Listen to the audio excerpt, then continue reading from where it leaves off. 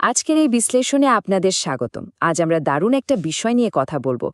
একটু ভেবে দেখুন তো, বাংলাদেশের মতো একটা দেশ যেখানে জায়গার এত অভাব অথচ দালান কোঠায় ভরপুর, সেই দেশটা যদি তার এই বিশাল বিদ্যুৎ খেকো ভবনগুলোকেই এক একটা পাওয়ার প্ল্যান্ট বা বিদ্যুৎ উৎপাদন কেন্দ্রে রূপান্তর করতে পারে, তাহলে কেমন হতো? হ্যাঁ, আজকে আমরা ঠিক এই বিষয়টা নিয়েই আলোচনা করব। নগরায়ন তো আর থেমে থাকবে না, তাই এই আইডিয়াটা এখন আগের যে কোনো সময়ের চেয়ে অনেক বেশি প্রাসঙ্গিক। চলুন সরাসরি মূল বিষয়ে ঢুকে পড়ি। শুরুতেই এই চমকে দেওয়ার সংখ্যাটার দিকে একটু নজর দেওয়া যাক। 51.44%। মানে আমাদের দেশে মোট যে পরিমাণ বিদ্যুৎ তৈরি হয় তার অর্ধেকেরও বেশি কিন্তু গিলে খাচ্ছে শুধু এই বিল্ডিং বা ভবন খাত। অবাক করার মতো ব্যাপার, তাই না? শিল্প কারখানা বা ট্রান্সপোর্টের চেয়েও আমাদের অফিস আর বাসাবাড়িগুলো অনেক বেশি এনার্জি টানছে। আর ঠিক এই কারণেই আমাদের ন্যাশনাল গ্রিডের ওপর এমন একটা বিশাল চাপ পড়ছে, যা আমাদের একটা বড়সড় জ্বালানি সংকটের দিকে ঠেলে দিচ্ছে।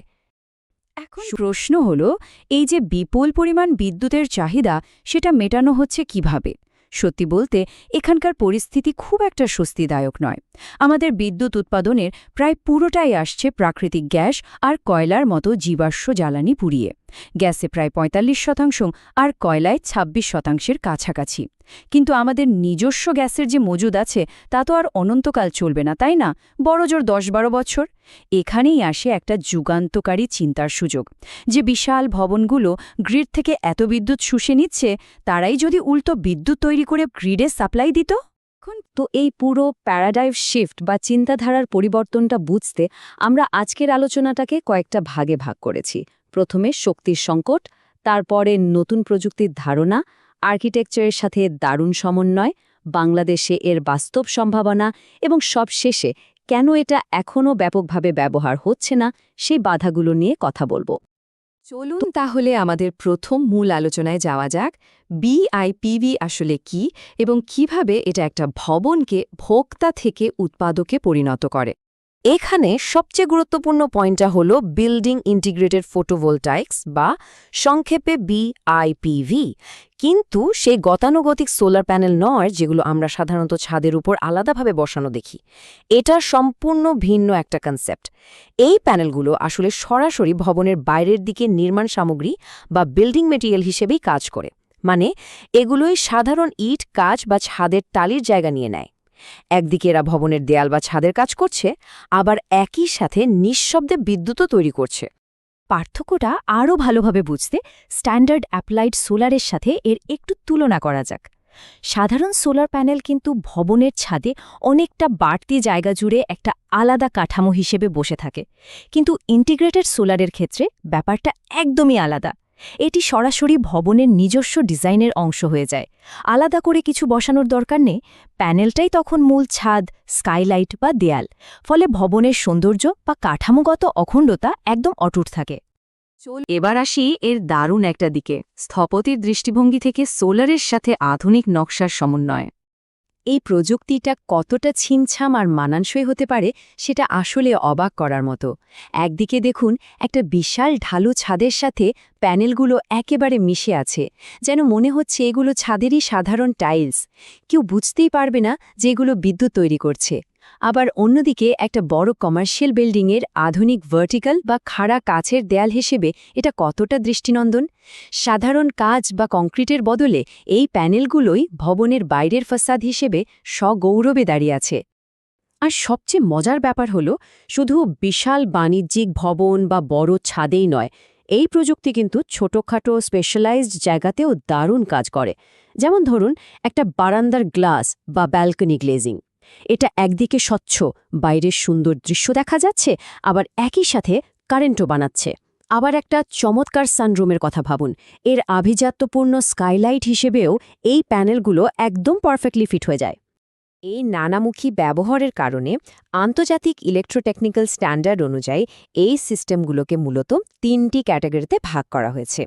প্রথমটা হলো ঢালু ছাদ বা স্লোপিং রুফ, দ্বিতীয়টা হলো ভবনের খাড়া দেয়াল আর জানালা, আর ৩ নম্বরটা হলো ভবনের বাইরের দিকের অতিরিক্ত অংশ, যেমন বারান্দার শেড বা জানালার শাটার। সহজ কথায় বলতে গেলে আপনার ভবনের ডিজাইন যেমনই হোক না কেন, সৌর বিদ্যুৎ উৎপাদনের জন্য এটাকে কোনো না কোনো ক্যাটাগরিতে ঠিকই খাপ খাইয়ে নেওয়া সম্ভব। এখন চলুন দেখি আমাদের এই ঘনবসতিপূর্ণ বাংলাদেশে, যেখানে হাই রাইজ বিল্ডিংয়ের ছড়াছড়ি, সেখানে এই প্রযুক্তি কতটা সম্ভাবনাময়। শক্তির রূপান্তরণের বা এনার্জি কনভার্সনের দিকটা একটু খেয়াল করলে ব্যাপারটা বেশ ইন্টারেস্টিং। হ্যাঁ, ট্রেডিশনাল ক্রিস্টালাইন সিলিকনের দক্ষতা সবচেয়ে বেশি, প্রায় 24.4% মতো।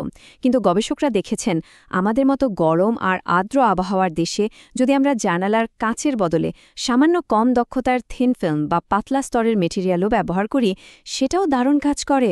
এটি ভবনের ভেতরে আলো বাতাসও ঠিক রাখে, আবার বিদ্যুৎ খরচ একেবারে 61% পর্যন্ত কমিয়ে আনতে পারে। ভাবা যায়? আর খরচের কথা ভাবছেন, অর্থনৈতিক দিক থেকেও কিন্তু লজিকটা খুব স্ট্রং। আমাদের দেশে করা গবেষণাতেই দেখা গেছে একটা ২০ তলা বড় একাডেমিক ভবনের চারপাশে যদি আমরা এই বিআইপিভি সিস্টেম লাগাই, তবে শুধু বিদ্যুৎ বিল বাঁচিয়েই এর পুরো ইনস্টলেশনের খরচ উঠে আসতে সময় লাগবে মাত্র ৪ বছর।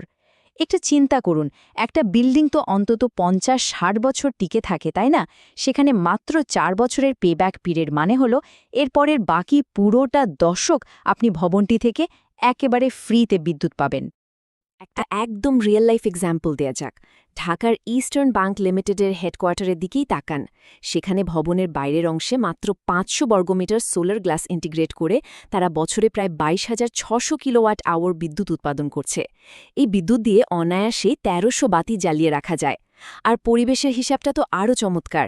এর ফলে প্রতি বছর প্রায় ১৫ টন ক্ষতিকর কার্বন ডাইঅক্সাইড নিঃসরণ কমছে। এক কথায় রিয়েল গেম চেঞ্জার। দারুণ সব সম্ভাবনার কথা তো শুনলাম, কিন্তু এবার আসা যাক বাস্তবতার রুক্ষ জমিনে। কেন এটা এখনও চারিদিকে দেখা যাচ্ছে না?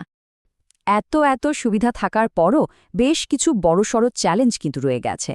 প্রথমেই আসে শুরুর দিকের বিশাল খরচের ধাক্কা। সাধারণ ম্যাটেরিয়ালের চেয়ে এর ইনিশিয়াল কস্ট বেশ চড়া, আর মানুষের মধ্যে এটা নিয়ে খুব একটা ধারণাও নেই। তারপর আছে ডিজাইনের জটিলতা। প্রতিটা ভবনের জন্য আলাদাভাবে কাস্টমাইজ করে নকশা বানাতে হয়, আর আমাদের দেশে এমন দক্ষ আর্কিটেক্টেরও বেশ অভাব। তবে সবচেয়ে বড় বাধাটা সম্ভবত পলিসি লেভেলে। আমাদের দেশে এখনও ফিড ইন ট্যারিফ বা নিজের উৎপাদিত অতিরিক্ত বিদ্যুৎ গ্রিডে বিক্রি করে টাকা আয় করার কোনো সিস্টেম নেই। তার উপর আমাদের ন্যাশনাল বিল্ডিং কোডেও এই অত্যাধুনিক প্রযুক্তি নিয়ে সুনির্দিষ্ট কোনো গাইডলাইন বা সেফটি রুলস নেই বললেই চলে। সব শেষে একটা ভাবনার খোরাক দিয়ে আজকের এই বিশ্লেষণ শেষ করতে চাই, যে আধুনিক ভবনগুলো আমাদের দেশের অর্ধেক বিদ্যুৎ একাই গিলে খাচ্ছে, তাদেরকে শুরু থেকেই এমনভাবে ডিজাইন করা উচিত নয় যাতে তারা নিজেরাই নিজেদের বিদ্যুৎ বানাতে পারে। দ্রুত নগরায়নের এই পৃথিবীতে যখন আমরা বিদ্যুতের এমন তীব্র সংকটের দিকে এগোচ্ছি, তখন সাস্টেইনেবল বা টেকসই শক্তির আসল সমাধানটা হয়তো অন্য কোথাও নেই। হয়তো সেটা আক্ষরিক অর্থেই আমাদের চারপাশের এই উঁচু উঁচু দেয়ালগুলোর মাঝেই লুকিয়ে আছে। দরকার শুধু একটু সচেতনতা আর সঠিক নীতিমালার বাস্তবায়ন। আজকের মতো এখানেই শেষ করছি। এই দারুণ বিষয়টা নিয়ে আপনাদের কি মতামত, সেটা নিয়ে ভাবতে থাকুন।